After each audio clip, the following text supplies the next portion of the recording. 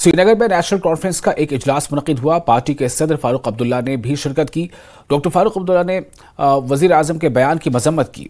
NC सदर ने कहा कि मोदी को दूसरे मज़ाहिब का एहतराम करना चाहिए जैसा कि वो अपने मजहब का एहतराम करते हैं। डॉक्टर फारूक अब्दुल्ला ने कहा कि इस्लाम सिखाता है कि किसी मजहब से नफरत न करें और जो ऐसा करेगा वो मुसलमान नहीं है। फारूक अब्दुल्ला ने कहा कि जो लोग मोदी की हिमायत कर रहे हैं उन्हें मुसलमानों के बारे में उनके इरादों को जान लेना चाहिए। डॉक्टर फारूक अब्दुल्ला ने कहा कि आज हमारी लड़ाई ये है कि अपनी शनाख्त कैसे बचाई जाए। फारूक ने कहा कि बीजेपी का असल मकसद मुस्लिम आबादी को कम करना है। फारूक अब्दुल्ला ने कहा कि ये आखिरी इलेक्शन हो सकता है क्योंकि BJP one nation one election के नजरिए पर काम कर रही है। फारूक अब्दुल्ला ने कहा कि वो सज्जाद लोन, गुलाम नबी आज़ाद और सैयद अल्ताफ बुखारी जैसे लोगों से कहना चाहते हैं कि वो पहले देखें कि वो जिनकी हिमायत कर रहे हैं उनका मुसलमानों के साथ क्या सलूक है। डॉक्टर फारूक अब्दुल्ला ने कहा कि अगर ये लोग दोबारा इक़्तिदार में आए तो मुसलमानों के मसाइल बढ़ जाएंगे।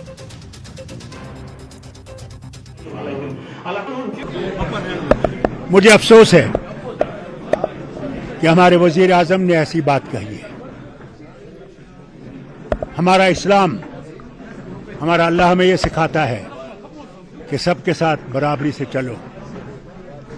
कभी हमारे मजहब ने यह नहीं कहा कि दूसरे मजहब को बुरी तरह से देखो, बल्कि हर वक्त कहा कि दूसरे मजहब की भी इज्जत करो। जिस तरह तुम अपने दीन की इज्जत करते हो, दूसरे दीन की भी इज्जत करो। कभी ऐसा नहीं होगा वजीर आजम कि मुसलमान कभी भी किसी माँ का, किसी बहन का मंगलसूत्र छीनेगा, वो मुसलमान नहीं है। वो कभी इस्लाम को समझता नहीं है। एक शख्स को आप मारोगे तो याद रखना उसमें वो फिर अल्लाह की तरफ से कहता है वो लाखों का कत्ल है, इंसानी कत्ल है। वो क्या ऐसा हो सकता है? मैं भी मुसलमान हूं, मगर मेरे कुरान ने मुझे ये नहीं सिखाया कि दूसरे से नफरत करना। मैं उतना ही हिंदू से मोहब्बत करता हूं जितना मैं सिख से, मुसलमान से मोहब्बत करता हूं। मैं समझता हूं वो भी तरक्की करेगा, हम भी तरक्की करेंगे, उसी से ये भारत उठेगा। That they want one nation one election. How can it be possible in 28 states which are so different? Secondly, their changing of constitution has been told, they themselves are saying it, कि हमने आईन बदलाना है, हमने ये संविधान बदलाना है। ये एक ही दफा इलेक्शन होगा और जिस तरह प्यूटन साहब बैठे हुए हैं इसी तरह ये भी अपने वजीर आजम को बिठाना चाहेंगे। जो जब तक वो जिंदा हैं वो रहेंगे, दूसरा आएगा वो भी चलाएगा। नहीं तो मुझे ये बताइए, ये क्यों कह रहे हैं कि 2047 तक?